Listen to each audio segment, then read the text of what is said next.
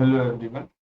हम लोग अपने डुअल नेचर के फर्स्ट डीपीपी पे चलते हैं, जहाँ पे हमें फर्स्ट ऑफ क्वेश्चन क्या बोल रहा है।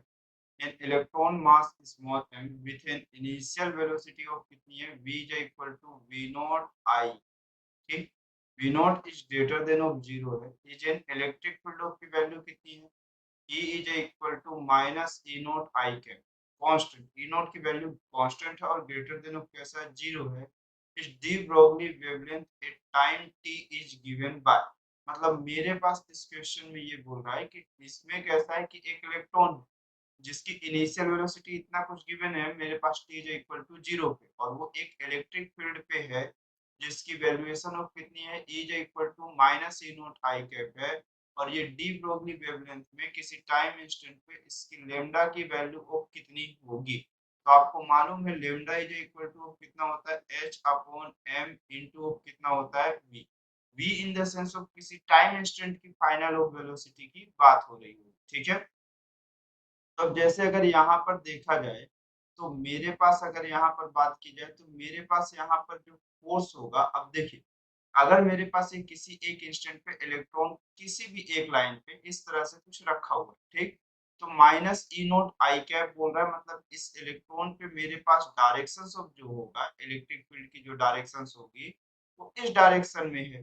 ठीक, मेरे पास ये हुआ ई नोट आई कैप, और इस पे जो मेरे पास चार्ज की मोशंस की डायरेक्शन वो इस डायरेक्शन में है। ये वी नॉट ऑफ कौन सा हुआ, आई कैप। अब आपको मालूम है कि अगर कोई चार्जेस ऑफ है, अगर मेरे पास पॉजिटिव चार्ज है तो उसको in the direction of electric field की डायरेक्शन फोर्स लग रहा होगा, और अगर नेगेटिव ऑफ चार्जेस है तो उसको इलेक्ट्रिक फील्ड लाइंस के अपोजिट डायरेक्शन में, तो इस डायरेक्शन पे इसे एक फोर्स लग रहा होगा जो एक इलेक्ट्रोस्टैटिक फोर्स होगा, जिसकी वैल्यू कितनी होगी हमारे पास, इस फोर्स की value of E into of कितना होगा मेरे पास, ई होगा। ठीक, ई इन द सेंस ऑफ या मैं क्यू इंटू ऑफ ई लिखूं, लेकिन एक इलेक्ट्रॉन है तो एक ही इलेक्ट्रॉन है तो एन की वैल्यू वन हुआ, ये ई हुआ। और मेरे पास कैसा हो सकता है, माइनस ऑफ ई वेक्टर आपके पास से जानने को मिलेगा। ठीक, तो ये जो फोर्स वेक्टर की वैल्यू आएगी इससे, तो इस फोर्स की जो वैल्यूएशन आएगी वो माइनस ऑफ ई की वैल्यू ऑफ हमारे पास कितनी है, जो भी इसको नॉर्मल ऑफ ई ही रहने देते हैं, और ई की value of E vector capital E vector की वैल्यू जो है ये minus of E not I cap, जहां पर से एफ वेक्टर की जो वैल्यू होगी वो E into of E not I cap होगा। मतलब इसमें जो अप्लाइड ऑफ फोर्स की डायरेक्शन होगी वो एक्स एक्सिस की डायरेक्शन पे होगी। ठीक, तो एक फोर्स की वैल्यूएशन ऑफ मेरे पास यहाँ पर इस डायरेक्शन पे लग गई। ठीक है, अब अगर इस चार्ज पे फोर्स लगेगा तो एक्सेलरेट होगा, और एक्सेलरेट होगा तो हर टाइम इंस्टेंट पे इसकी वेलोसिटी क्या होगी, चेंज होगी। तो मुझे अगर ये हुआ तो एक्सेलरेशन की जो वैल्यू होती है वो एक्चुअल में फोर्स अपॉन क्या होता है, मास होता है। ठीक, अगर मास होता है मेरे पास यहाँ से एक्सेलरेशन की डायरेक्शन और फोर्स की डायरेक्शन सेम ही होगी, तो फोर्स की जो वैल्यूएशन है वो E into of E not I cap upon of कितना हुआ मेरे पास, एम हुआ।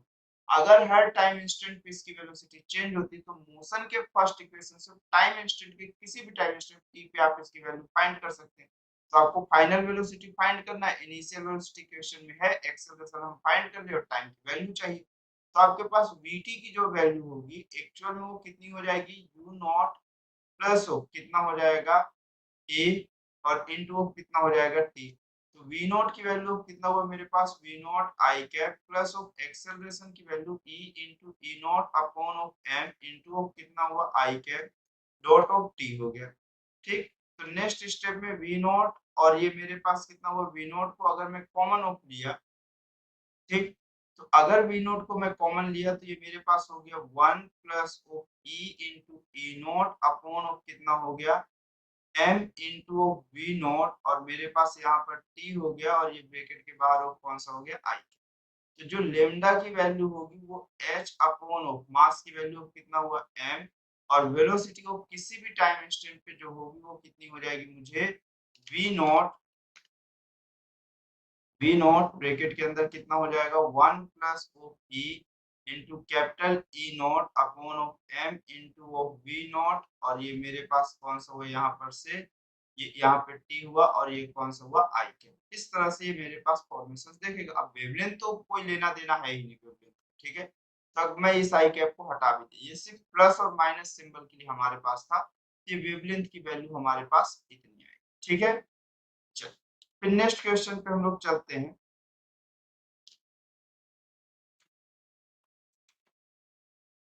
तो अब नेक्स्ट क्वेश्चन हमें क्या बोल रहा है, ए सिल्वर बॉल ऑफ रेडियस कितना हमारे पास 4.8 centimetre is suspended bye A thread in a vacuum chamber.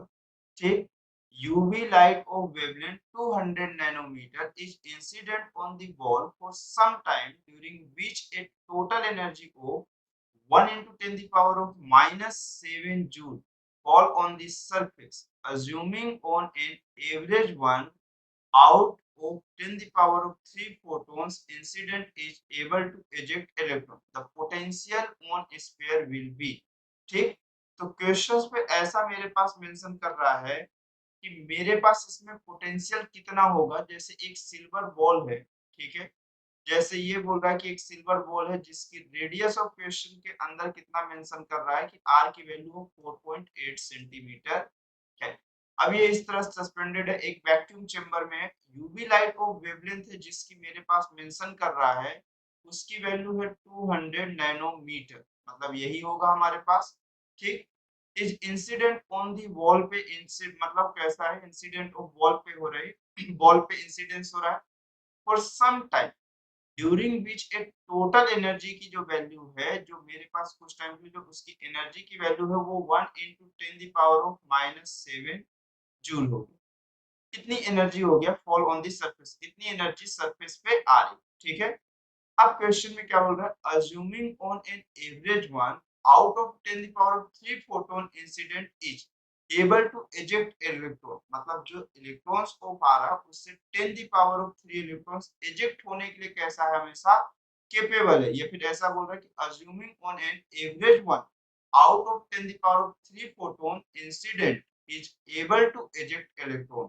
ठीक है, तो पोटेंशियल ऑफ स्फीयर हमें बताना। ठीक है, देखो सबसे पहले जैसे अगर आप यहाँ पर देखिए तो आपको ये चीज है कि आपके पास एनर्जी की वैल्यू है। ठीक, तो अगर एनर्जी की वैल्यूएशन है तो आपके पास नंबर ऑफ तो चाहिए कि नहीं चाहिए, कि नंबर ऑफ अमाउंट कितना हो रहा है। तो मेरे पास अगर ये हुआ कि नंबर ऑफ फोटॉन्स की बात करी जाए तो ये वैल्यूएशन ऑफ मेरे पास कितनी हो जाएगी, n इज इक्वल टू मेरे पास हो जाएगा कितना, देखिए ये उस अमाउंट की मैं बात कर रहा हूँ जो अमाउंट टोटल इस पे आ रहा है। तो टोटल नंबर ऑफ जो फोटॉन्स इस पे आ रहे हैं वो मेरे पास कितने हो जाएंगे, energy into of wavelength upon of कितना हो जाएगा मेरे पास, h इनटू ऑफ c हो जाएगा। तो E की जो वैल्यू है वो 1 into 10 the power of -7 है और लेम्डा की value 200 into 10 the power of कितना है, -9 है।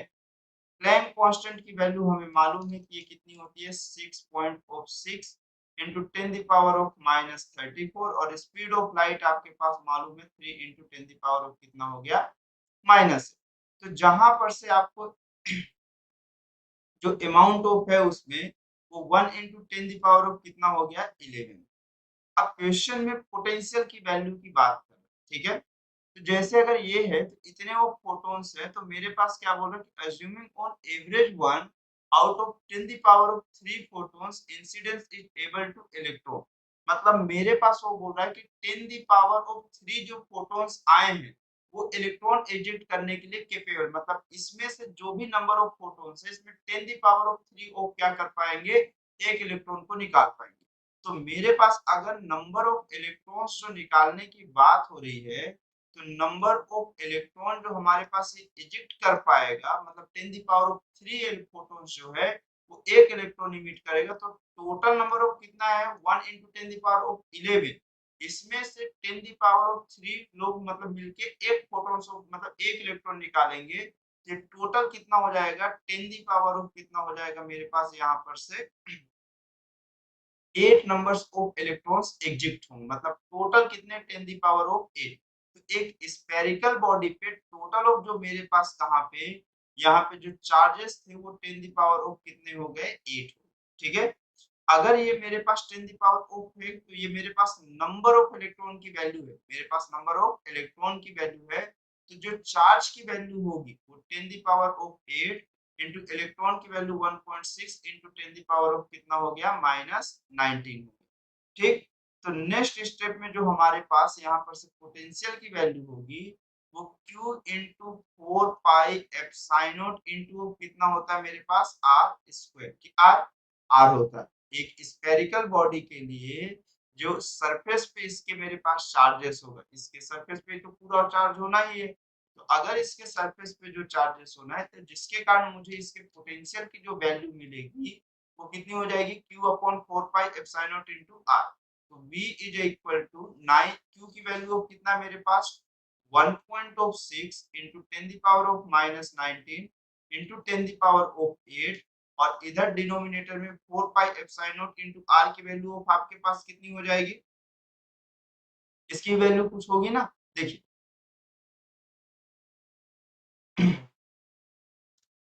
इसकी वैल्यू आप जानते हो कि कितनी हो जाती है मेरे पास 9 इंटू 1 बाई, देखो यहाँ पर मैं लिखते चलता हूँ 1 by 4 pi epsilon naught into R की वैल्यू ऑफ 9 इंटू 10 की पावर ऑफ कितनी होती है 9।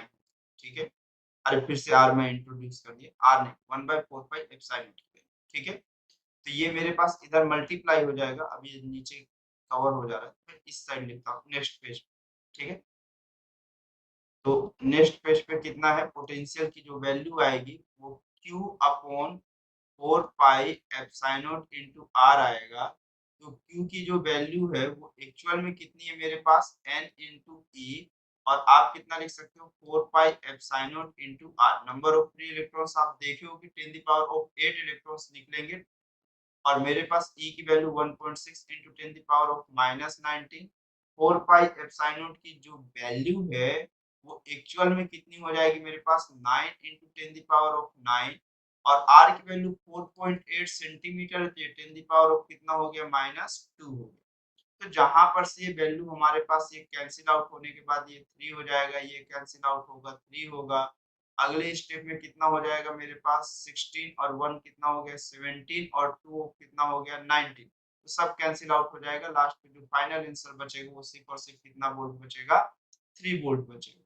ठीक है, चलो फिर नेक्स्ट क्वेश्चन पे चलते हैं हम लोग। सॉरी ये ऑप्शन वाले क्वेश्चन थे क्या, हाँ इसका ऑप्शन कौन सा करेक्ट हो जाएगा, सी करेक्ट हो जाएगा। सेकंड का कौन सा, सी। फिर नेक्स्ट क्वेश्चन पे चलते हैं हम लोग। नेक्स्ट क्वेश्चन पे क्या है, the minimum intensity of light to be detect by human eye is 10 the power of -10 Weber per meter square. The number of photons of wavelength 5.6 into 10 the power -7 meter entering the eye with pupil area 10 the power of -6 meter square per second for vision will be nearly। तो questions पे ऐसा बोल रहा है कि the minimum intensity of light भी detect by human आई कितना होता है, अगर ह्यूमन आई की जो इंटेंसिटी ऑफ डिटेक्ट कर पाता वो 10 इंटू 10 द पावर ऑफ कितना मेरे पास सिर्फ यही बोला है, कितना है मेरे पास 10 द पावर ऑफ -10 वॉट पर मीटर स्क्वायर, ये इंटेंसिटी की बात हो रही है। अब ये बोल रहा है कि the number of photons of wavelength मेरे पास जो है वो कितना है, मेरे पास वेवलेंथ की जो वैल्यू है वो 5.6 into 10 the power of -7 metre, ये चीज क्वेश्चन में है। अब ये चीज है कि मेरे पास विथ पुपिल एरिया और कितने के साथ है मेरे पास पुपिल की area 10 the power of -6 metre square होता है per second for vision will be nearly, मतलब वो ये बोल रहा है कि द नंबर ऑफ फोटॉन्स जो वेवलेंथ इंटर हो रही हैं वो वेवलेंथ ऑफ मेरे पास है नंबर ऑफ फोटॉन्स जो पर सेकंड ऑफ उसके विजन के लिए चाहिए वो अप्रोक्सीमेशन कितने फोटॉन्स चाहिए कि नंबर ऑफ फोटॉन्स मेरे पास वहां पर पहुंचे, ये number of photons per second for vision के लिए हो जाए, जबकि इंटेंसिटी वो मिनिमम इतना देख पा रहा है, वेवलेंथ इतना हो रहा है और एरिया इतनी हो रही है। ठीक, तो अगर आपके पास ये चीज है तो आपको सबसे पहले आपको n बाई टी तो चाहिए। ठीक, देखो आपको इंटेंसिटी कितना होता है पावर अपॉन कितना हो जाता है एरिया। ठीक, जहां से आपको पावर दिखता है कि power is equal to intensity of कितना हो जाएगा एरिया। ठीक, इंटेंसिटी की वैल्यू अगर आप देखो तो इंटेंसिटी की वैल्यू से पहले अगर आप पावर की बात करो तो पावर आपके पास क्या होता है एनर्जी पर सेकेंड। एनर्जी पर सेकेंड आपके पास क्या होता है कि एनर्जी को आप कितना लिख सकते हो, hc/o लेमडा, यही लिखते हो, ये एनर्जी हुआ। एनर्जी के बाद ऑफ एनर्जी पर सेकेंड, और मेरे पास एक सिंगल ऑफ फोटोन के लिए 1 होगा, लेकिन यहाँ n नंबर्स ऑफ फोटोन है, इंटू ऑफ t हो गया। ये मेरे पास इसके पावर की वैल्यू हो गई, ये I इंटू ऑफ कितना हो गया a, और मुझे n की वैल्यू चाहिए तो n बाई ऑफ t की वैल्यू चाहिए, तो I into a into of lambda upon of कितना हुआ h इंटू c। तो I की जो वैल्यू है इंटेंसिटी की वैल्यू वो 10 दी पावर ऑफ -10, और एरिया की वैल्यू है 10 दी पावर ऑफ -6, और लेमडा की वैल्यू है 5.6 इंटू 10 दी पावर ऑफ -7। अगले स्टेप में h की वैल्यू कितनी है आपके पास, h की वैल्यू आपके पास हो गई कितनी यहाँ पर से 6.63 into of 10 the power of -34, और c की जो वैल्यू आपके पास देखने के लिए मिलेगी, वो c की जो वैल्यू आपके पास होगी वो कितनी हो जाएगी 3 into 10 the power of 8 metre per second. तो जब आप इसे सॉल्व करोगे तो आपको यहाँ पर से कुछ देखने को मिलेगा, तो आप सॉल्व करो इसको, कितना हो रहा है आपके पास, ये सबसे पहले हो तो 10 दी पावर ऑफ -10 -6 -7, और एक हो गया -8, मतलब कितना हो गया ये 17, और 17 और 6 हो गया 30, मतलब 23, 23 और 8 कितना हो गया 23 और 8 31 हो, मतलब मेरे पास n बाई टी की जो वैल्यू आएगी वो मेरे पास कितनी हो जाएगी 5.6 इंटू 10 दी पावर ऑफ कितना हो गया -31 plus of 34 upon of 6.63 into of कितना हो गया मेरे पास ये वैल्यू 3 हो गया। ठीक, जब आप इसे सॉल्व करोगे तो आपके पास यहाँ पर से दिखेगा कि ये वैल्यूएशन ऑफ एप्रोक्सीमेशन किसके आसपास जा रही है, ये 5 पॉइंट ऑफ मेरे पास ये कितना हो गया 10 दी पावर ऑफ 3 हो गया। ठीक, और ये 0 पॉइंट समथिंग के आसपास जाएगा, तो आपके पास आंसर यहाँ पर, अच्छा ठीक है सब तो उसी में, तो अगर मैं इसे इससे डिवाइड किया डायरेक्टली हो तो ये मेरे पास कितना हो गया 3 1, और अगले स्टेप में कितना हो गया 2 1.6, अब फिर उसके बाद कितना हो गया 5 3 5 1.5 के आसपास, ठीक है, और 1 0, मतलब ये कितना हुआ 3। अब जब इसको डिवाइड ऑफ करते हैं तो फिर कितना होगा, यानी मैं इसको डायरेक्टली कैलकुलेटर से करके बता देता हूँ, ठीक है। अब जैसे अगर मैं इसको कैलकुलेटर से ही कर देता हूँ, मेरे पास ये कितना हो गया 1.53 डिवाइडेड बाय 6.6, तो एक सेकेंड पहले पूरी डिजिट को मैं कर लेता हूँ, 5.6 divided by O 3 and divided by O 6.63, ठीक है। तो ये अप्रोक्सीमेशन जो वैल्यू आ रही है वो कितनी आ रही है 0.281 इंटू 10 दी पावर 3, मतलब अप्रोक्सीमेशन 300 के आसपास इसका आंसर आ रहा है, मतलब ऑप्शन नंबर कौन सा है थर्ड का करेक्ट, सी ऑप्शन करेक्ट हो जाएगा, ठीक है। चल फिर नेक्स्ट क्वेश्चन पे हम लोग चलते हैं इसके बाद।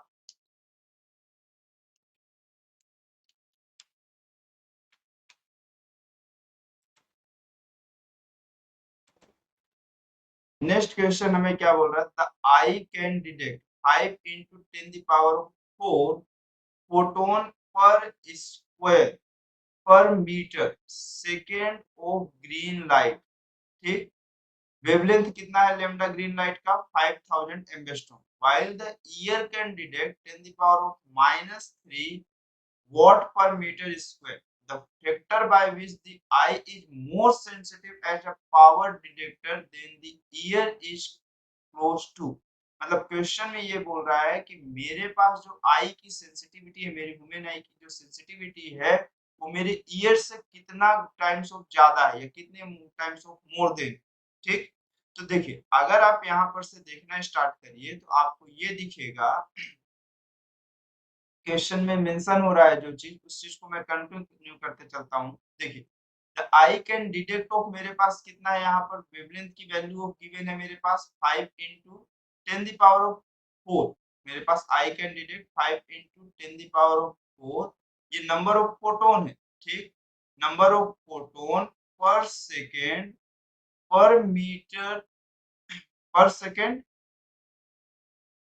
Sorry, photon per square, sorry, photon per square metre, per square metre per second of green. यहाँ पर से ये बोल रहा है कि मेरे पास एक कैसा है, आई कैन डिटेक्ट कर पा रहा है 5 इंटू 10 पावर ऑफ कितना 5 into 10 power of 4 photon per square metre per second of green light, जहां पर उसकी वेवलेंथ कितनी है 5000 एंगस्ट्रॉम। तो देखिए मेरे पास और एक चीज और गिवन है कि while the year can detect of कितना 10 पावर ऑफ 3 -13 वॉट पर मीटर स्क्वायर। तो मतलब मेरे पास इंटेंसिटी ऑफ मेरे पास किसकी गिवन है, वुमेन ईयर की गिवन है। ईयर की वैल्यू जो है वो 10 पावर ऑफ कितना है -13 गिवन है।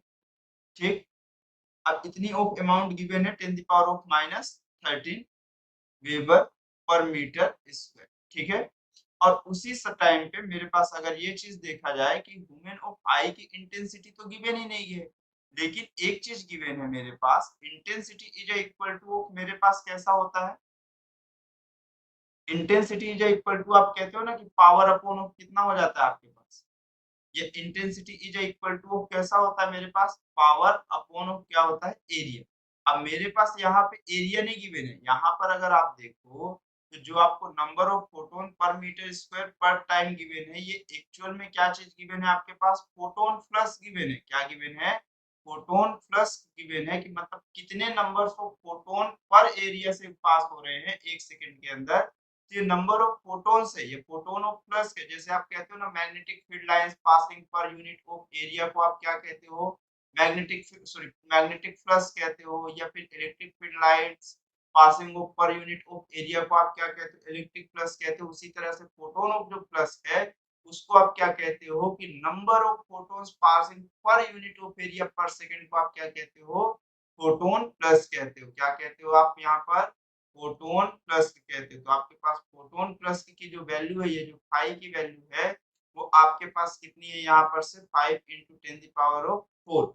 तो इंटेंसिटी की वैल्यू आपके पास जो यहाँ पर इंटेंसिटी की वैल्यू आएगी, इंटेंसिटी ऑफ आई, वो एक्चुअल में मेरे पास कैसा होता है, फोटोन प्लस के इनटू ऑफ कैसा होता है, एनर्जी ऑफ फोटोन। तो एनर्जी ऑफ फोटोन तो मेरे पास जैसे यहाँ पर है, तो आप यहाँ पर से देख भी सकते हो कि इंटेंसिटी की वैल्यू को आप क्या कहते हो, पावर अपॉन ऑफ एरिया, या इसी को क्या कहते हो, इंटेंसिटी को ही आप क्या कहते हो, energy upon of time into of कैसा, एरिया, ये चीज कहते हो। अगर मैं इसी को ई से ऑफ डिवाइड कर दिया तो यही मेरे पास प्लस हो जाता है। तो जब मैं ई से डिवाइड किया तो ये ई और ई कैंसिल आउट हो गया। तो यहाँ पे एक चीज और होता है ना, power of single of photons नहीं, नंबर ऑफ फोटोन्स की बात हो रही होती है, तो ये एन हो गया। तो जब ई ये कैंसिल आउट हुआ तो मेरे, सॉरी, हाँ यहीं पर डिवाइड किया हूँ, यहाँ पर भी मतलब मल्टीप्लिकेशन किया डिनोमिनेटर, तो ये मेरे पास ये n बाय ऑफ टी इंटू ऑफ ए, यही फोटोन प्लस हो जाता है। तो फोटोन प्लस की वैल्यू 5 इंटू 10 कितना है 4, और ई की वैल्यू ऑफ आपको मिल सकती है S C by of lambda से।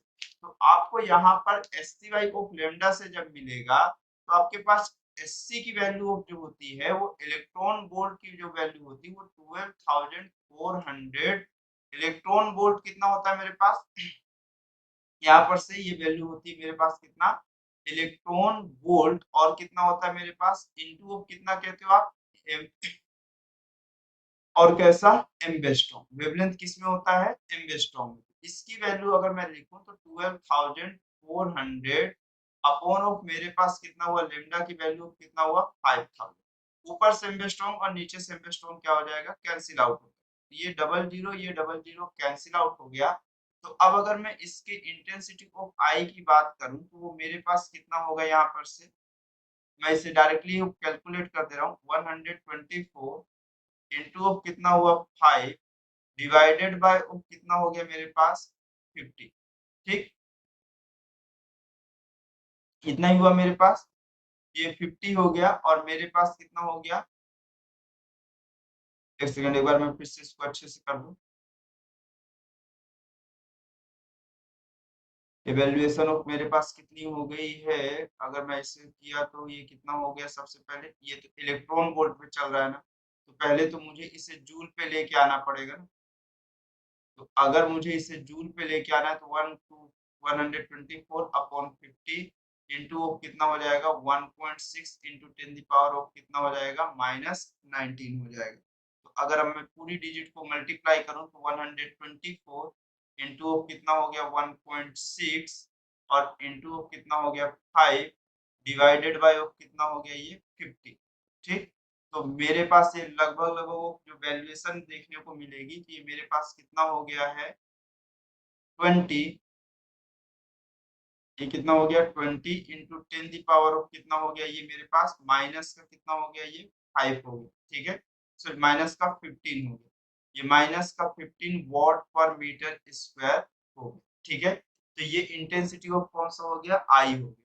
अब अगर वुमेन आई की हुई है बात, तो मैं इसे अगर सिंप्लीफाई करना स्टार्ट करूं तो मेरे पास यहां से अगर देखा जाए तो सेंसिटिविटी ऑफ मेरे पास किसकी, सेंसिटिविटी ऑफ जो आई होती है वो इंटेंसिटी से कैसा होता है मेरे पास, ये sensitivity is always be inversely proportional of कैसा होता है मेरे पास, इनवर्सली प्रोपोर्शनल ऑफ कैसा होता है इंटेंसिटी, मतलब जो जितनी ऑफ कम सेंसिटिविटी मतलब जितनी कम इंटेंसिटी में हाईली ऑफ रिस्पॉन्स करेगा उतना ही सेंसिटिव बॉडी होती जाएगी। तो सेंसिटिविटी ऑलवेज भी इंटेंसिटी ऑफ कैसा होता है इनवर्सली प्रोपोर्शनल, मतलब लो ऑफ इंटेंसिटी में जो हाई ऑफ आउटपुट दे जाए वही मेरे पास मोर सेंसिटिव। ठीक है, तो sensitivity of eye upon of sensitivity of कौन सा ear is equal to intensity of मेरे पास कौन सा हो जाएगा ईयर अपॉन इंटेंसिटी ऑफ कौन सा हो जाएगा आई। तो sensitivity of eye upon sensitivity of ear is equal to intensity of ear कितना हुआ 10 की पावर ऑफ -13 और आई की वैल्यू कितना हुआ 20 इंटू 10 की पावर ऑफ कितना हो गया -15। तो अगले स्टेप में कितना हो गया ये मेरे पास 10 की पावर ऑफ 2 अपॉन ऑफ 20, मतलब अप्रोक्सीमेशन ये वैल्यू किसके आसपास हो गई 5 के इक्वल हो गई। तो मतलब जो आंसर होगा वो फोर्थ का कितना हो जाएगा मेरे पास ए हो जाएगा। तो फोर्थ का जो आंसर करेक्ट होगा वो कितना हो जाएगा मेरे पास ए हो जाएगा। फिर नेक्स्ट क्वेश्चन पे लिखते हैं हम लोग। देखिए, अब नेक्स्ट क्वेश्चन पे जो हमें देखना है तो इस पे क्या बोल रहा है, the radiation force experience by the body exposed to radiation of intensity I, assuming surface of body to be perfectly absorbing each। तो मेरे पास क्वेश्चन में क्या बोल रहा है कि रेडिएशन फोर्स कितना मेरे पास एक्सपीरियंस होगा इस बॉडी के through expose the radiation of intensity कैसा है आई, assuming surface of body to be perfectly absorbing। तो मेरे पास आपको ये मालूम है कि जो फोर्स की वैल्यू होगी वो changing of momentum with respect to कैसा होगा टाइम होगा, पहली चीज। और मोमेंटम की वैल्यू हम लोगों को मालूम है कि वैल्यू ऑफ मोमेंटम की कितनी हो जाएगी यहाँ पर से, मोमेंटम ऑफ मेरे पास पर सेकंड होता है तो मोमेंटम की वैल्यू तो कितना हो जाएगा मेरे पास h बाई ऑफ लैम्डा और टाइम की वैल्यू ऑफ t, मतलब लेकिन एक फोटोन के लिए मेरे पास रहेगा ना तो number of photons per second. तो ये जो n की वैल्यू हम लिखते हैं इसे एक्चुअल में स्मॉल n को हम कितना कंसीडर करते हैं नंबर ऑफ फोटोन पर सेकंड, कितना पर सेकंड। तो ये n बाई ऑफ टी हो गया, एज्यूम हो गया h बाई ऑफ लैम्डा हो गया। ठीक, अगले स्टेप पे अगर आप देखो तो यहाँ पर से और ज्यादा आप सिंप्लीफाई कर सकते हो ना, तो number of photons per second को आप क्या लिखते हो इंटेंसिटी इनटू ऑफ कैसा एरिया अपॉन ऑफ क्या लिख के देते हो आप इसके सिवा आप क्या लिख के लिखते हो इसको h बाय ऑफ कितना लिखते हो h बाय ऑफ c और इनटू कितना लैम्डा, ये चीज लिखते हो। नंबर ऑफ फोटॉन्स के लिए आप क्या लिखते हो पावर अपॉन ऑफ एनर्जी तो लिखते हो। तो पावर की वैल्यू ऑफ कितना हुआ इंटेंसिटी इनटू एरिया, क्योंकि क्वेश्चन में मेरे पास देखो number of photons per second में थोड़ा और पीछे चलता हूँ क्योंकि ये चैप्टर कंफ्यूजिंग लड़कों को किस बात पे होती है बच्चों को, इस बात पे होती है कि इसके फॉर्मूले रन नहीं होते, ये चीजें कॉन्सेप्ट नहीं समझ में आती। नंबर ऑफ फोटोन पर सेकंड को ही आप क्या लिखते हो पावर अपॉन एनर्जी, और पावर को ही आप क्या लिख रहे हो आपके पास क्वेश्चन में कहीं पावर गिवन ही नहीं है, इंटेंसिटी और एरिया गिवन है। तो intensity of area intensity into area और एनर्जी की value SC by of lambda, तो यही हुआ। तो एन की वैल्यू ऑफ कितना क्योंकि नंबर ऑफ फोटोन भी नहीं गिवन है तो आई into A upon of SC into of कितना हुआ लैम्डा।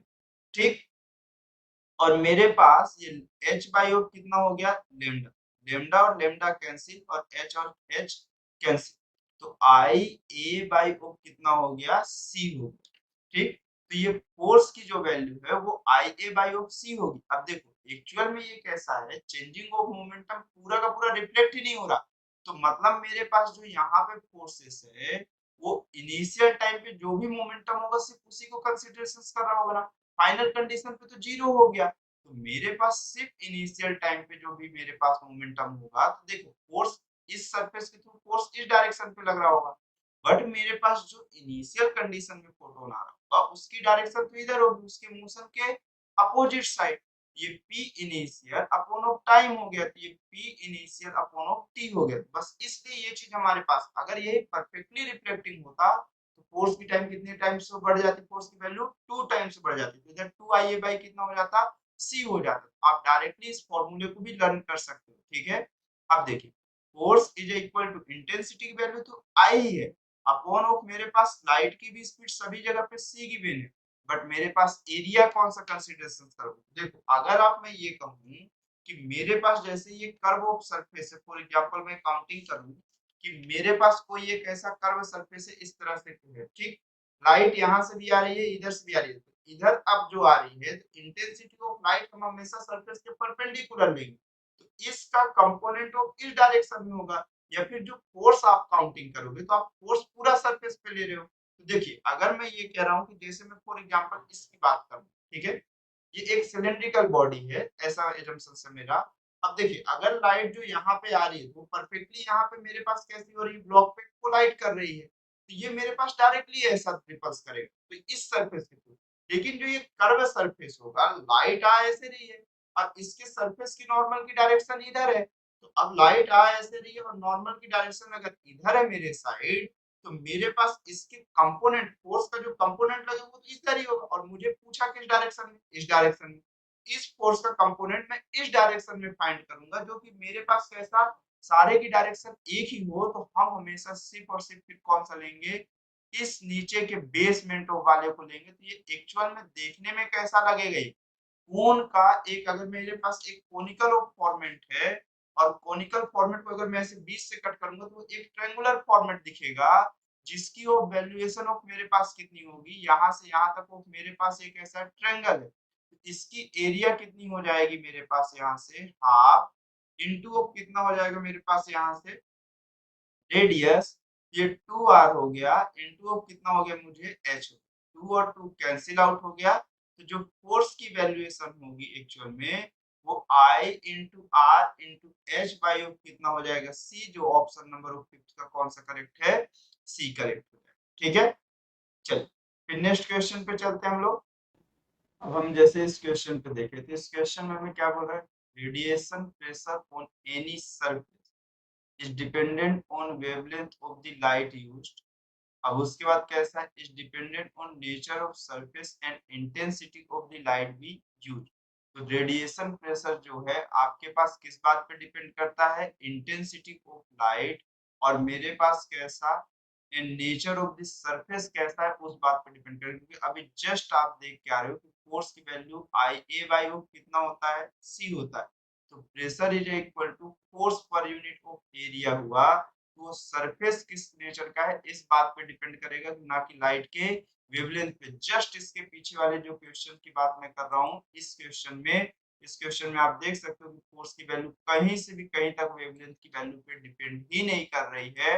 मतलब मेरे पास जब यहाँ पर ये वैल्यू देखी जाएगी, तो मेरे पास यहाँ पर जो ये डिपेंड करेगा वो सिर्फ इंटेंसिटी और एरिया के नेचर पे, सरफेस के नेचर पे डिपेंड करेगा। इट डिपेंड ऑन फ्रीक्वेंसी बिल्कुल नहीं, depends on the nature of the source from which light is coming and on nature of the surface on which it is falling. किस surface से light आ रही है उससे कोई लेना देना नहीं, सिर्फ हमें इससे लेना देना है कि इंटेंसिटी ऑफ लाइट कितनी है। तो 6 का ऑप्शन नंबर करेक्ट है कौन सा, बी। फिर नेक्स्ट क्वेश्चन पे चलते हैं हम लोग। तो नेक्स्ट क्वेश्चन पे क्या बोल रहा है क्वेश्चन कि which of the following figure represent the variation of particle momentum and the associated de Broglie wavelength. मतलब इन सभी कंडीशंस पे फिगर में से कौन सा वेरिएशन ऑफ पार्टिकल मोमेंटम को किसको मोमेंटम को और डी ब्रोगली वेवलेंथ के बीच पे रिलेशन दिखा रहा है। आपको मालूम है कि लेमडा इज इक्वल टू कितना होता है, एच बाय ओ पी होता है, या फिर आप जैसे ऑफ मोमेंटम की बात करते हो तो ये लेमडा इज इक्वल टू कितना होता है, एच बाय पी, तो प्लैंक कांस्टेंट होता है, तो lambda is inversely proportional of कितना है, 1 बाय ओ पी है। तो लेमडा की वैल्यू कैसी मेरे पास, अगर इनवर्सली प्रोपोर्शनल ऑफ पी है तो आपके पास एक ग्राफ जो बनेगा वो कैसा बनेगा, एक्सपोनेंशियली ऑफ डीके के फॉर्मेट में बनेगा। देखिए पी की वैल्यू जब इनफाइनाइट रखोगे तब लेमडा की वैल्यू 0 मिलेगी, और जब आप लेमडा की वैल्यू इनफाइनाइट रखोगे तो पी की वैल्यू 0 मिलेगी, मतलब ऑप्शन नंबर कौन सा हो जाएगा, 7th का डी हो जाएगा। फिर नेक्स्ट क्वेश्चन पे चलते हैं हम लोग। नेक्स्ट क्वेश्चन हमें क्या बोल रहा है कि an electron is moving through a field, it is moving first opposite an electric field, और दूसरा perpendicular to a magnetic field as shown. फिर उसके बाद क्या, for each situation the de Broglie wavelength of the electron, तो मतलब इन सभी कंडीशंस पे डी ब्रोगली वेवलेंथ की वैल्यू कितनी होगी। देखिए आपको मालूम है कि मेरे पास जब भी कोई चार्ज पार्टिकल है, ठीक है, तो lambda is equal two of आपके पास कितना होता है, एच अपॉन ऑफ कितना कहते हो। अब देखो आपको पीछे फॉर्मूला में बताया हूँ कि lambda is equal two of कितना होता है आपके पास, एम बाई ओ सी लिखते हो, ये एम बाई ऑफ कितना हो गया, बी कहते हो। अगर ये वेवलेंथ की वैल्यू है तो सारी चीजें इसी पे डिपेंड करती है। तो देखिए अगर मैं इलेक्ट्रिक फील्ड लाइंस के अपोजिट डायरेक्शन पे जा रहा हूँ तो मेरे पास अगर निगेटिव चार्जेस है तो इलेक्ट्रिक फील्ड लाइंस के अपोजिट डायरेक्शन में फोर्स लग रहा है, मतलब अगर अपोजिट डायरेक्शन में तो ये जा भी तो इसी डायरेक्शन पर है, तो धीरे धीरे इसकी वेलोसिटी इंक्रीज होगी, और जितनी ज्यादा वेलोसिटी इंक्रीज होगी वेवलेंथ डिक्रीज होगा, मतलब वेवलेंथ ऑफ मेरे पास कैसा होगा, सॉरी कैसा, इस सिचुएशन इलेक्ट्रिक फील्ड में मेरे पास डिक्रीजिंग सिर्फ एक ही ऑप्शन में, ऑप्शन नंबर सी पे, और नेक्स्ट स्टेप पे मेरे पास मैग्नेटिक फील्ड है, और अगर ये मैग्नेटिक फील्ड लाइंस, सॉरी अगर चार्ज कोई भी चार्जेस अगर मेरे पास मैग्नेटिक फील्ड लाइंस के परपेंडिकुलर डायरेक्शन में जाता है तो सिर्फ और सिर्फ उसकी डायरेक्शन में चेंजेस होता है, ना कि वेवलेंथ में चेंजेस होता है, तो वेवलेंथ कैसा रहेगा, सेम रहेगा, तो मतलब option number of C correct होगा। हाँ ये जरूर है कि इसमें एक सेंट्रीपिटल फोर्स आएगा और ये सर्कुलर मोशन करना स्टार्ट कर देगा, ऐसा हो सकता है। ठीक, चलिए फिर नेक्स्ट क्वेश्चन पे हम चले, 8 के सी हो गया, फिर उसके बाद नेक्स्ट क्वेश्चन पे चलते हैं। नेक्स्ट क्वेश्चन क्या बोल रहा है, the energy that should be added to an electron to reduce its de Broglie wavelength from 1 nanometre to 0.5 nanometre, मतलब क्वेश्चन में ये बोल रहा है कि हम कितनी एनर्जी को ऐड करें जिससे डी ब्रोगली का जो वेवलेंथ है वो मेरे पास कितना हो जाए, जो भी अमाउंट है वो 1 नैनोमीटर से 0.5 नैनोमीटर हो जाए। तो आपको मालूम है कि डी ब्रोगली वेवलेंथ की जो वैल्यू होती है लेमडा अपॉन ऑफ कितना होता है, एच बाय ओ कितना हो जाता है, पी हो जाता है। इसी को तो आप ये भी लिखते हो कि lambda is equal to H by O M भी हो जाता है। और मोमेंटम और एनर्जी में आपको रिलेशन मालूम है कि square root 2m into kinetic energy की तो बात हो रही होती है, तो lambda is equal to H by O कितना हो गया मेरे पास यहाँ पर से एम वी हो गया, एम वी की जगह पे मैं कितनी वैल्यूएशन ऑफ रूट करूं, ये valuation of square root 2m into कैसा हो गया, ई हो गया। तो एच भी कांस्टेंट रखना है, मास भी कांस्टेंट रखना है, मतलब lambda is inversely proportional of 1 by of square root of E हो गया। ठीक, तो नेक्स्ट स्टेप में जो लेमडा की वैल्यू होगी वो मेरे पास कैसी हो जाएगी, 1 by of square root of E हो जाएगी, और lambda dash is equal to कितना हो जाएगा, square root of E dash हो जाएगा। तो डी ब्रोगली वेवलेंथ की वैल्यू कितना, 1 nanometre, 1 into 10 the power of -9, और लेमडा डैश की वैल्यू है 0.5 into 10 the power of -9, और ये मेरे पास कितना है, ये square root of E dash है, और अपॉन ऑफ कितना हो गया, स्क्वायर रूट ऑफ में ये कितना हो गया, ई हो गया, ये और ये टर्म्स कैंसिल आउट हो गया, तो ये 4 is equal to E dash by of E हो गया। इसका ऑफ मेरे पास कैसा, स्क्वायर रूट है। ठीक, यही चीज होगा ना, 1 by of 0.5, square root of मैं इधर से स्क्वायर हटा दिया हूं ना, ये वैल्यूएशन ऑफ मेरे पास कितना है, 2 is equal to square root E dash by of कितना हो गया, ई हो गया। मतलब E dash is equal to 4 times of E हो जाएगा। मतलब मेरे पास इसमें कितने टाइम्स, 4 टाइम्स ओल्ड की कंपेयर में 4 times of extra energy add करने पे न्यू ऑफ मेरे पास कैसी आ जाएगी, इसमें एनर्जी आ जाएगी जो मतलब न्यू ऑफ एनर्जी कितनी हो जाएगी, ओल्ड टाइम का 4 टाइम आप जैसे ही एनर्जी ऐड करोगे तो वेवलेंथ कितनी हो जाएगी, 0.5 टाइम्स हो जाएगी, मतलब 0.5 नैनोमीटर हो जाएगी। तो 4 times of initial energy, option number 9 का कौन सा हो जाएगा, ए। ठीक है, चल फिर नेक्स्ट क्वेश्चन पे हम चलते हैं।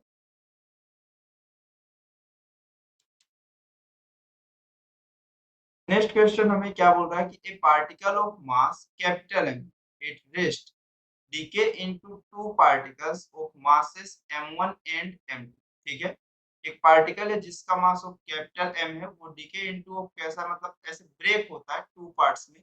एक पार्ट ऑफ m1 हो जाता है और एक पार्ट ऑफ कितना हो जाता है मेरे पास m2 हो जाता है। हैविंग नॉन जीरो वेलोसिटी, दोनों की वेलोसिटी कुछ ना कुछ हो जाती है। तो उसके बाद बोल रहा है the ratio of D Broglie wavelength of the particle, तो उसके पार्टिकल की डी ब्रोगली वेवलेंथ की वैल्यूएशन ऑफ कितनी होगी, मुझे ये बता। ठीक है, तो देखिए आप एक चीज जानो कि मोमेंटम ऑलवेज भी कैसा होता है, कंजर्व होता है। तो zero is equal to m1 into कितना हुआ मेरे पास v1 और प्लस ऑफ कितना हुआ m1 v1 वेक्टर। अब मेरे पास कैसा decay into two particles of masses है और नॉन जीरो वेलोसिटी, अगर ये रेस्ट पे रहा होगा तो अगर ये मेरे पास दो डिफरेंट डिफरेंट डायरेक्शंस पे जाएगा, ये नहीं जाएगा। और नहीं भी जाएगा तो अगर मैं इसे कंसीडरेशंस नहीं भी किया डायरेक्शन को, ये m1 v1 प्लस ऑफ कितना हो जाएगा m2 इंटू ऑफ कितना v2 वेक्टर। तो अगले स्टेप में m1 into v1 vector is equal to minus of कितना हो जाएगा m2 इंटू ऑफ कितना हो जाएगा v2 वेक्टर। ठीक, तो जो वेवलेंथ की वैल्यू आएगी वो h बाई ऑफ कितना हुआ मेरे पास m इंटू v1 हुआ और lambda two is equal to कितना हुआ h by of m2 v2। ठीक है, इस तरह से चलना चाहिए। दोनों कंडीशंस पे वेवलेंथ की वैल्यू डिफरेंट डिफरेंट रहेगी। तो लेमडा 1 बाई ऑफ लेमडा 2 का रेशियो पूछा है तो मेरे पास h बाई ऑफ कितना हो जाएगा, यहाँ पर m1 into V1 upon of h by of कितना हुआ m2 into of v2। h और h कैंसिल आउट हो जाएगा और अभी आप जान ही रहे हो कि दोनों इक्वल और अपोजिट, दोनों की वेवलेंथ अलग अलग डायरेक्शन पे जाएगी। वेवलेंथ हमें स्केलर क्वांटिटी भी होगी तो भी कोई दिक्कत नहीं, ठीक है, और वेक्टर होगी तब भी कोई दिक्कत नहीं। लेकिन हमें डायरेक्शंस दोनों की कैसे, वेवलेंथ एक इस डायरेक्शन पे जा रहा होगा, एक इस डायरेक्शन पे जा रहा होगा, लेकिन दोनों की वेवलेंथ की वैल्यू कैसी होगी, सेम होगी, क्योंकि ये दोनों वैल्यूएशन भी कैसी होगी, इक्वल ही होगी। तो lambda 1 by O is equal to कितना, लैम्डा 1 इज इक्वल टू कितना हो गया, लैम्डा 2। ये दोनों इक्वल होगा या फिर दोनों का रेशियो कितना हो जाएगा, 1 हो जाएगा। ठीक है, तो 10th का जो ऑप्शन करेक्ट हो वो कौन सा है, सी। फिर नेक्स्ट क्वेश्चन, नेक्स्ट क्वेश्चन कैसा है, the ratio of D Broglie wavelength, the ratio of D Broglie wavelength of molecules of hydrogen and helium which are at temperature 27 degree centigrade and 127 degree centigrade respectively कितना होगा। Question में ये बोलता है the ratio of D Broglie wavelength, किसकी value की बात करना है, ratio of D Broglie wavelength की बात करना है, जिसमें एक हाइड्रोजन एटम है और एक हीलियम एटम है। दोनों का टेम्परेचर मेरे पास अलग-अलग कंडीशंस पे है। तो आपको मालूम है कि वेवलेंथ के रिलेशंस को हमें किसके फॉर्मेट में देखना है, टेम्परेचर के फॉर्मेट में देखना है। किसके फॉर्मेट में देखना है, टेम्परेचर के फॉर्मेट में। अब अगर टेम्परेचर के फॉर्मेट में देखना है तो टेम्परेचर के फॉर्मेट में मेरे पास एक ही चीज दिखाता है, एक पार्टिकल अगर मेरे पास किसी वेलोसिटी से जा रहा है तो वो एक काइनेटिक एनर्जी को तो रिप्रेजेंट ही करेगा। तो हाफ एम वी स्क्वायर, और ये कौन सी वैल्यू होती है, आरएमएस वैल्यू होती है। इज इक्वल टू मेरे पास पार्टिकल अगर जा रहा है तो मेरे पास अगर गैसियस मीडियम में जा रहा है तो उसका टेम्परेचर के साथ रिलेशन 3/2 इंटू के टी होता है। काइनेटिक थ्योरी में आपने देखा ही है, ये 2 और ये 2 कैंसिल आउट हो गया। तो वी आर एम एस की जो वैल्यू है वो स्क्वायर रूट ऑफ 3 के टी बाई ऑफ कितना हो गया मेरे पास, एम हो गया। या फिर सिंपल सी और बात की जाए कि मेरे पास यहाँ पर एक और m चाहिए, तो यहाँ पे अंदर साइड ऑफ m स्क्वायर का मल्टीप्लाई कर दिया तो एक m कैंसिल होगा, एक m बच जाएगा। तो m V R M S की जो वैल्यू होगी वो स्क्वायर रूट ऑफ 3 के टी इंटू कितना हुआ, m हुआ। ठीक, तो अगर ये चीज हुआ तो जो वेवलेंथ की वैल्यू होगी वो इसके फॉर्मेट में तो आप लिखते हो M V R M S, तो ये मेरे पास कितना हुआ h स्क्वायर रूट ऑफ कितना हो गया 3m/kT, यही होगा या नहीं होगा। अगर अब आप यहाँ पर से वैल्यू पुट करिए तो अलग अलग टेम्परेचर के लिए, तो मेरे पास de Broglie of wavelength molecules है हाइड्रोजन एंड हीलियम का। तो हाइड्रोजन के लिए पहले लिखिए, फिर आप किसके लिखेंगे, आप हीलियम के लिए लिखेंगे। स्क्वायर रूट ऑफ मेरे पास is equal to, next step में ये कितना हो जाएगा मेरे पास, यहाँ से स्क्वायर रूट ऑफ कितना हो जाएगा, ये कितना हुआ मेरे पास, लेमडा की वैल्यू कितना हुआ h by of square root of 3m/kT, और दूसरे साइड ऑफ कितना हुआ h, और ये मास ऑफ किसका हो जाएगा, हाइड्रोजन का, टेम्परेचर ऑफ हाइड्रोजन का। ये तो सभी के लिए कांस्टेंट ही है। स्क्वायर रूट ऑफ कितना हो जाएगा 3, और ये कितना हो जाएगा मास ऑफ हीलियम इनटू के इनटू कैसा TH। जब आप इसे कैंसिल आउट करोगे तो आपके पास ये कितना दिख जाएगा, square root of MHE dot of THE, और इसके स्क्वायर रूट में कितना हुआ मेरे पास MH इंटू कितना हुआ TH। ये lambda H upon of lambda HE की जो वैल्यू होगी, मास ऑफ हीलियम कितना है आपके पास, मास ऑफ हीलियम ऑफ, अगर मैं एटॉमिक नंबर के हिसाब से देखोगे तो आपके पास 4 रखना है। और अगले स्टेप में मेरे पास एटॉमिक मास जो होता है इसका कितना होता है 4 होता है। THE हीलियम का टेम्परेचर ऑफ 127 डिग्री सेंटीग्रेड का है, तो 273 प्लस ऑफ 127। अगले स्टेप में मेरे पास ये कितना हुआ square root of 273 plus of कितना हो गया मेरे पास 27। तो lambda h upon of lambda h की जो वैल्यू देखने को मिलेगी वो आपके पास कितनी हो जाएगी, ये 4 इंटू कितना हो जाएगा मेरे पास यहाँ पर से, ये कितना हो जाएगा 400 हो जाएगा, और डिनोमिनेटर में 2 इंटू कौन सा हुआ मुझे 300, 0 0 कैंसिल आउट हो गया, और ये 2 और ये हो गया, तो मेरे पास स्क्वायर रूट ऑफ कितना हो गया 8/3 हो गया। तो 11th का जो ऑप्शन करेक्ट है वो कौन सा करेक्ट हो जाएगा, सी करेक्ट हो जाएगा। ठीक है, चल फिर नेक्स्ट क्वेश्चन पे हम चलते हैं। नेक्स्ट क्वेश्चन हमें क्या बोल रहा है कि the potential energy of particle of mass small m is given by of कितना है ux is equal to E not की वैल्यू, मेरे पास जब x की वैल्यू लेस देन 1 हो और ग्रेटर देन ऑफ 0 तब पोटेंशियल एनर्जी इतनी है, और जब पोटेंशियल एनर्जी की वैल्यू 0 कब हो गई, जब x की वैल्यू ग्रेटर देन 1। ठीक, तो lambda 1 and lambda 2 are the de Broglie wavelength of the particle. Lambda 1 और लैम्डा 2 कैसा डी ब्रोगली वेवलेंथ ऑफ किसका है, पार्टिकल की है। जब मेरे पास यहाँ से यहाँ तक है तब लैम्डा 1 है, मतलब x is greater than of 1, sorry greater than of 0 but less than of 1 है, और जब x is greater than of 1 है तब ये लैम्डा 2 है respectively. If the total energy of the particle कितनी है मेरे पास 2 E नॉट है, तो द रेशियो ऑफ लैम्डा 1 और लैम्डा 2 की वैल्यू की बात करें तो एक्चुअल में आप क्वेश्चन पे देखो तो टोटल एनर्जी आपके पास कितना मेंशन कर रहा है 2 E नॉट मेंशन कर रहा है, और यहाँ पे पोटेंशियल एनर्जी की वैल्यू इनिशियल कंडीशन में, टोटल एनर्जी की वैल्यू एक्चुअल में कितना होता है potential plus of kinetic energy. तो जहाँ पे टोटल एनर्जी की वैल्यू कितनी है 2 E not minus of potential energy की वैल्यू E नॉट किया, तो यही तो काइनेटिक एनर्जी हुई। तो काइनेटिक एनर्जी की वैल्यू कितनी है E नॉट, तो पहले मेरे पास काइनेटिक एनर्जी की वैल्यू ई नॉट थी और बाद में कितनी हो गई है 0 हो गई है। तो सबसे सॉरी 0 नहीं हुई, मतलब ये इनिशियल केसेस में काइनेटिक एनर्जी ई नॉट है, और फाइनल कंडीशन पे जो काइनेटिक एनर्जी की वैल्यू है जब पोटेंशियल एनर्जी 0 हो गया तो पूरी की पूरी काइनेटिक एनर्जी किसके इक्वल हो गई, टोटल एनर्जी की इक्वल हो गई। तो मुझे वेवलेंथ पूछा है ना, तो अगर मेरे पास वेवलेंथ पूछ रहा है तो लैम्डा 1 की वैल्यू तब की कंडीशन में जब x ग्रेटर देन और may be equal two of 0 but less than of किसके इक्वल हो मेरे पास 1 के हो, बट लेस देन ऑफ 1 हो, तब लैम्डा 1 की वैल्यू आप एनर्जी के फॉर्मेट में वेवलेंथ कैसे लिखते हो h अपॉन ऑफ कितना लिखते हो square root 2m into e की वैल्यू ऑफ आपके पास कितना हो गया यहाँ पे e नॉट हो गया, ये इनिशियल कंडीशन पे। ठीक, और जब फाइनल कंडीशन पे यही आप जाओगे तो लेमडा 2 की वैल्यू ऑफ आपके पास कितनी हो गई, ये हो जाएगी h। ये तब की कंडीशन के लिए जब x इज ग्रेटर देन हो जाए 1 से, तब की कंडीशन में लेमडा टू की वैल्यू कितना हुआ h upon of square root 2m into of कितना हो गया मेरे पास 2 ई नॉट हो गया, ये h upon of square root of 4m into कितना हो गया ई नॉट।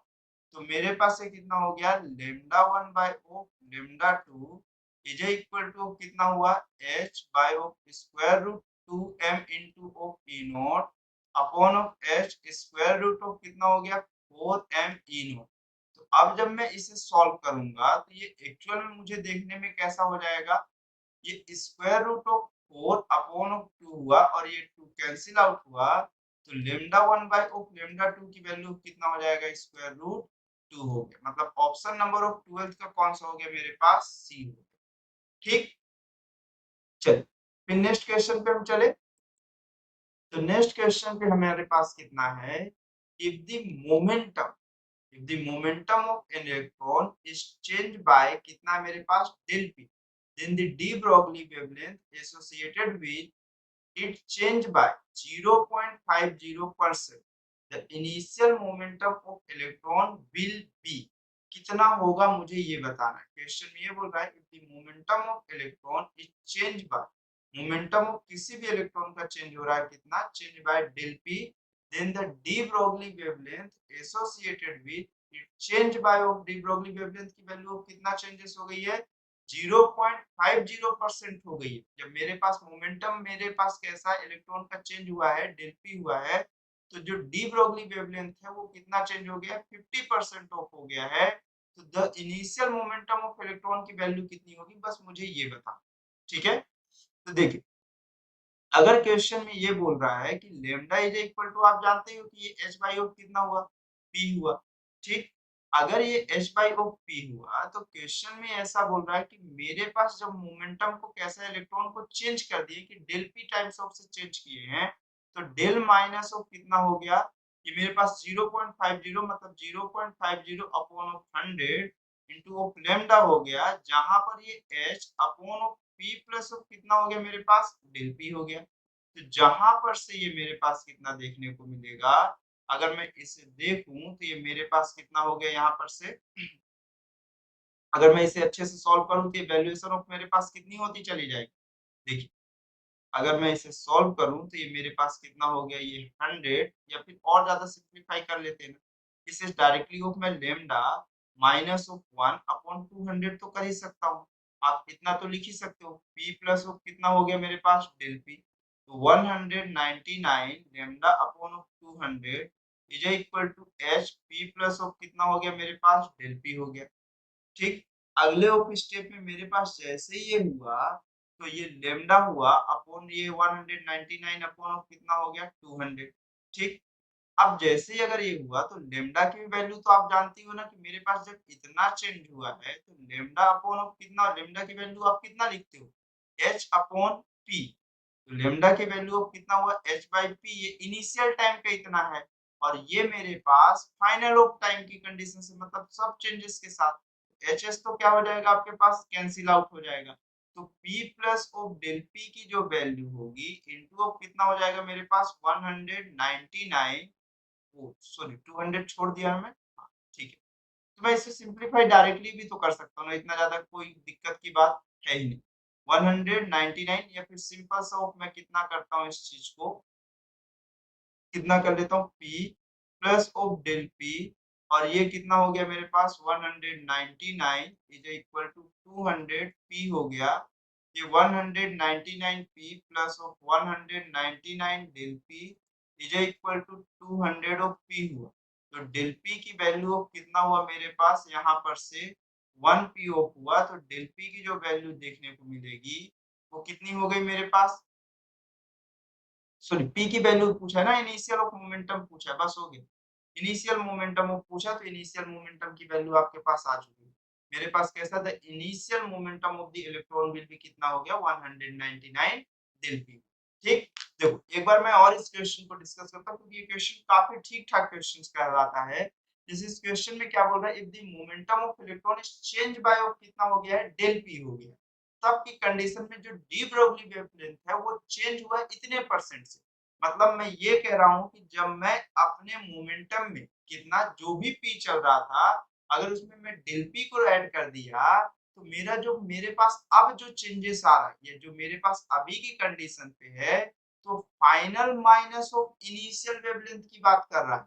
जब मैं इसमें देखिए पहले मैं इसी फॉर्मेट से चल रहा था, लेकिन जैसे ही मैं इसमें डेल पी चेंजेस किया तो उसका मेरे पास जो परसेंटेज चेंज हो गया है वो 0.50 अपॉन 100 से हुआ। मतलब फाइनल कंडीशन पे इतनी ही मिल रही होगी। अब जब ये मिला तो मैं फाइनल कंडीशन में लैम्डा की वैल्यू रख के फिर इसके डेल पी की वैल्यू बस कैलकुलेट कर लिए। ठीक, जो कि मेरे पास कौन सा है 199 डेल पी आया इनिशियल मोमेंटम। ठीक है, चलिए फिर नेक्स्ट क्वेश्चन पे हम लोग चलते हैं।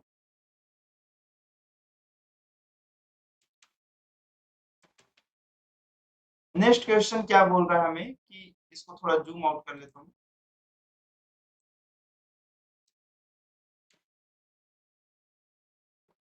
अब जैसे इस क्वेश्चन की बात की जाए तो इस क्वेश्चन में हमारे पास क्या है, a particle move in closed orbit around the origin due to a force which is directed towards the origin.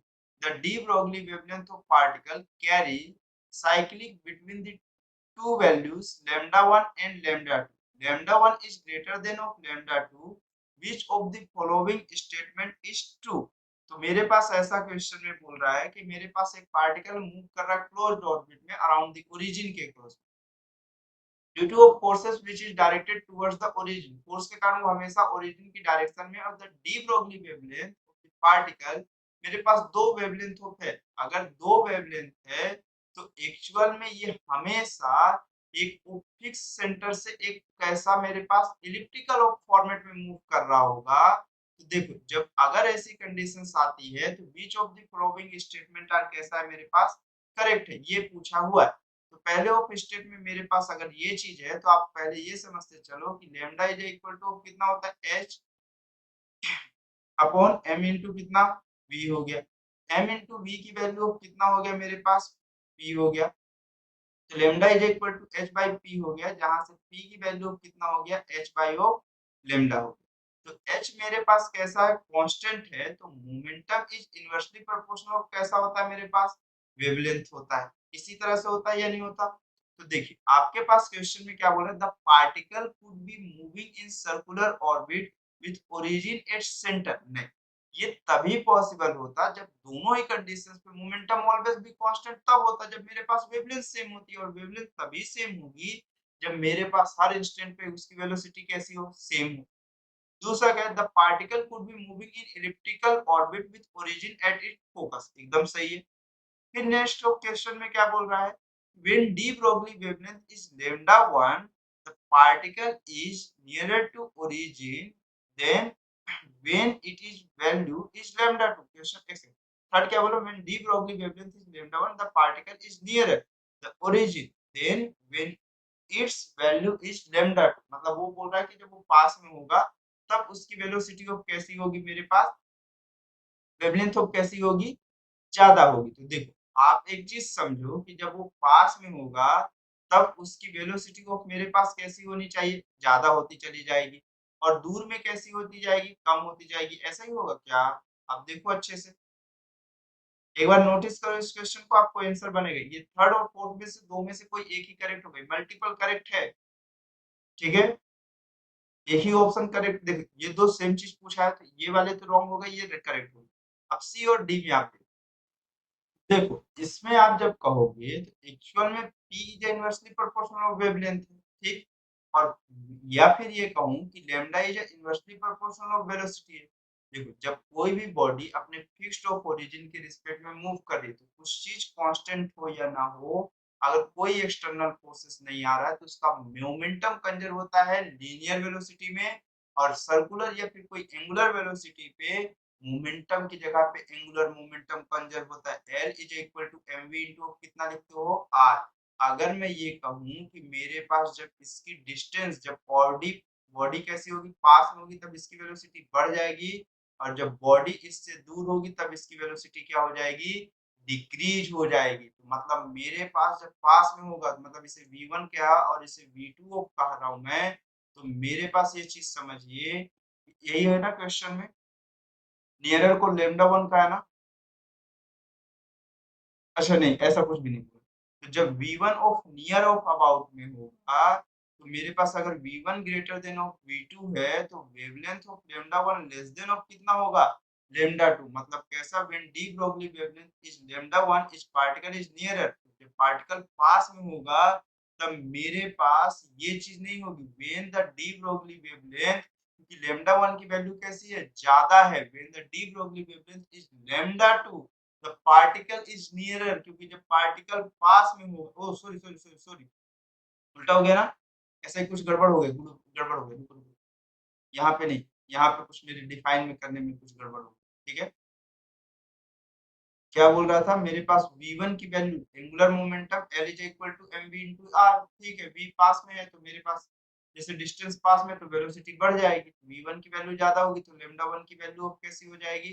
कम हो जाएगी। और क्वेश्चन में मेंशन है कि लैम्डा 1 की वैल्यू ग्रेटर देन ऑफ कैसी होगी? लैम्डा 2 होगी। तो when de Broglie wavelength is lambda 1, the particle is nearer to the origin. नहीं, जब ओरिजिन के पास में होगा, तब मेरे पास जिसकी वेवलेंथ ज्यादा होगी वो अमाउंट नहीं होगा, जिसकी वेवलेंथ ऑफ कैसी होगी? कम होगी। तो जब मेरे पास इसके पास में है, तो वेवलेंथ ऑफ किसकी ज्यादा होगी? लैम्डा 2 की। तो मेरे सॉरी लैम्डा 2 की वेवलेंथ कैसी होगी? कम होगी, क्योंकि पास की जब वेलोसिटी ऑफ ज्यादा है, तो वेवलेंथ कैसी होगी? मेरे पास कम होगी। तो ये मेरे पास क्वेश्चन में बोला कि lambda 2 is less than of lambda 1 है, मतलब लैम्डा 2 यहाँ पे होगा और यहाँ पे कितना होगा? लैम्डा 1 होगा। When the de Broglie wavelength is lambda 2, the particle is nearer the origin। मतलब ये बोल रहा था, ये क्वेश्चन जो सी है वो ये कह रहा है कि मेरे पास जब लैम्डा 1 जब वेवलेंथ अधिक होगी तब पार्टिकल पास में होगा। तो नहीं, जब पार्टिकल पास में होगा तब उसकी वेवलेंथ कैसी होगी? कम होगी, बट वेलोसिटी ऑफ कैसी होगी? मेरे पास ज्यादा होगी, ठीक है? ये मैं रॉन्ग लिख दिया था, इसलिए मैं कंफ्यूजन में आ गया खुद ही, ठीक है? तो ये मेरे पास ऑप्शन नंबर कौन सा करेक्ट हो जाएगा? इसका डी करेक्ट हो जाएगा। फिर नेक्स्ट क्वेश्चन पे चलते हैं हम लोग। तो नेक्स्ट क्वेश्चन पे हमारे पास कैसा है? Two particle A1 and A2 of masses M1 and M2, ठीक? और M1 की value of greater than of कितना है मेरे पास? M2। ऐसा question given have the same de Broglie wavelength, then question में ये भी बोल दिया कि लैम्डा 1 की वैल्यू ऑफ लैम्डा 2 के इक्वल है। तो मेरे पास पहला क्वेश्चन में क्या हो रहा है? Their moment are the same, ये पूछा है। फिर दूसरा क्या है? Their energy are the same, energy of A1 is less than the energy of A2 और energy of A1 is more than of energy of A2। Questions पे actual में कैसा पूछा है? मेरे पास दो अलग-अलग फॉर्मेट के क्वेश्चंस है। ये एक्चुअल मल्टीपल करेक्ट का ऑप्शन, ठीक है? तीन ऑप्शन करेक्ट होने की मैक्सिमम पॉसिबिलिटीज है। दो क्वेश्चन, ये दो में से कोई एक ही करेक्ट हो सकता है, ठीक है? बट ये दोनों में से कोई भी करेक्ट हो सकता है मे बी दोनों करेक्ट हो। तो क्वेश्चन में पहला मोमेंट की बात कर रहा है, तो अगर मेरे पास वेवलेंथ ऑफ सेम है, तो लैम्डा 1 इज इक्वल टू आपके पास मालूम होता है कि ये वैल्यूएशन ऑफ कितनी होती है? h upon of m sorry h upon of कितना होता है? p होता है, ठीक है? तो p ऑफ मतलब मेरे पास ये चीज किसके लिए? ये लैम्डा 1 के लिए h की वैल्यू तो h ही रहेगी, बट ये p1 हो गया और ये h अपॉन ऑफ p2 हो गया। तो h तो कैंसिल आउट हो जाएगा, मतलब p1 इज इक्वल टू कितना हो जाएगा? p2। अगर दोनों का वेवलेंथ ऑफ सेम है, तो मेरे पास दोनों का मोमेंटम सेम होगा। अब दूसरे स्टेप में बोल रहा है, मतलब फर्स्ट ऑप्शन तो करेक्ट हो। फिर दूसरा क्या बोल रहा है? Their energies are same. तो आपको मालूम है कि momentum is equal to square root 2 m into कितना होता है? e। मतलब मेरे पास मोमेंटम के लिए अगर पहले पार्टिकल की मोमेंटम सेम हो, इसके मतलब ये नहीं है कि मेरे पास दोनों बॉडी का मास भी सेम हो, एनर्जी भी सेम, ठीक है? तो अगर मैं ये कहूँ तो ये मेरे पास P2 is equal to square root 2 m2 upon of कितना sorry square root 2 m2 into of कितना हुआ? E2 हो जाएगा।